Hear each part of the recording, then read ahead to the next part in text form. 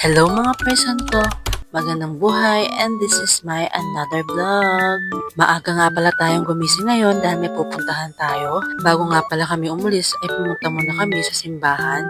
Habang nasa biyahe nga kami mga person ko ay napahinto kami dahil may nakalimutan daw yung aking asawa. Hindi kasi namin agad masuot yung reflector. Kapag daw kasi nagbibiyahe ay dapat meron ng ganon. Nabili nga yan pala ng aking asawa sa may TikTok. Dalawa daw ata 132 pesos na kung hindi ako nagkakamali mga person ko. Nag-stop over muna nga tayo mga person ko dahil magpapagas tayo. Ito nga pala tayo nagpagas sa may Petron.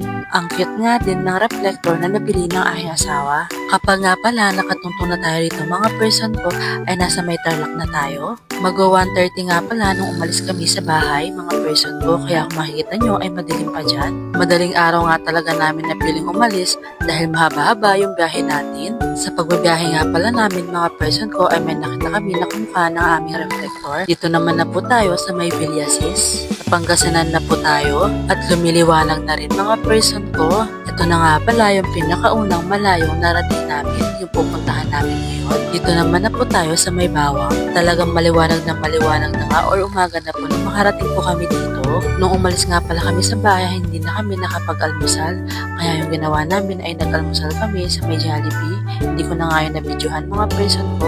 After 5 hours and 46 minutes nga ay nandito na po tayo sa may Ilocos Sur. Nagpicture-picture nga lang pala muna kami doon mga person ko sa bawat arko na madaanan namin. Nagpagas na naman nga po pala tayo ulit ngayon mga person ko sa Petron po ulit. Dito talaga nagpapagas yung aking asawa. After nga ng matagal na biyahe namin ay nakarating na kami dito sa may Paway. Para makarating nga po pala dito ay mga 8 hours ka po magbibiyahe. Nandito na nga po pala tayo sa may simbahan. Yung simbahan nga po pala na to ay Paway Church o kilala rin bilang San Agustin Church. Ay isa sa mga pinakatanyag na simbahan sa Pilipinas.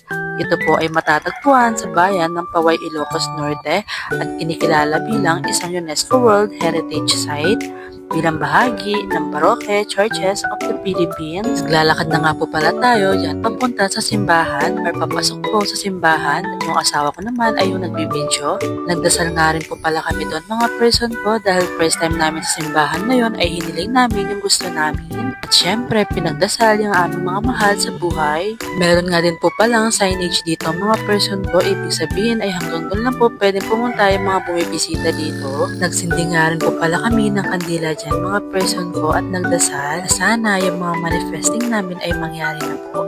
Pero lahat ng bagay ay may dahilan kung bakit hindi pa po nangyayari. Kaya magpasalamat pa rin po tayo palagi at maghintay po tayo sa tamang panahon.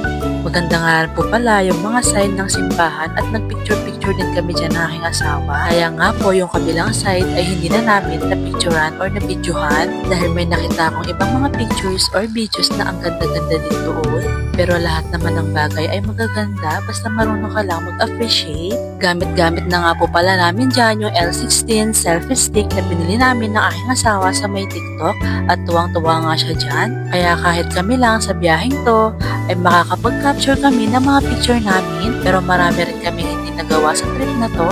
Kaya sa susunod ay gustong-gustong bumalik pa ng aking asawa dito. Kailan kaya ulit yun? Sana sa pagbalik namin dito ay kasama na po namin yung mga pamilya namin kasi mas masaya din kung marami tayo. At sana rin marami tayong budget para marami tayong panggastos.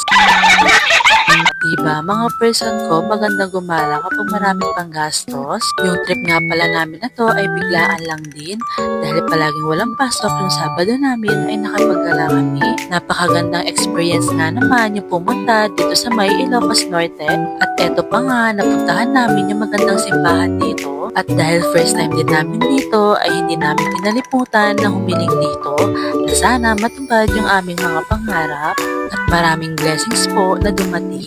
After nga ng paglalakad namin, nakita nyo naman siguro kung gaano kaganda yung paligid ng Paway Church at nandito na nga po pala tayo sa signage ng Paway with background na magandang simbahan kaya napakaganda talaga mga person ko. Kaya kung may chance na bumalik kami dito ay babalik kami na aking asawa. Sana marami na kami sa susunod. O diba mga person ko, ang ganda-ganda maglakad sa may tapat ng simbahan. Para akong naglalakad nung kinasal kami. Char! Dito na nga nagtatapos yung pag-visit natin sa magandang simbahan na itong mga person ko. Sa ngayon ay pupunta muna tayo sa transient natin dahil pagod na tayo. nakakaramdam na ako ng sakit ng katawan at gutom din. Marami pa akong isi-share sa inyo mga person ko, kaya abangan nyo lang at sana wag kayong magsawa. Maraming salamat, magandang buhay!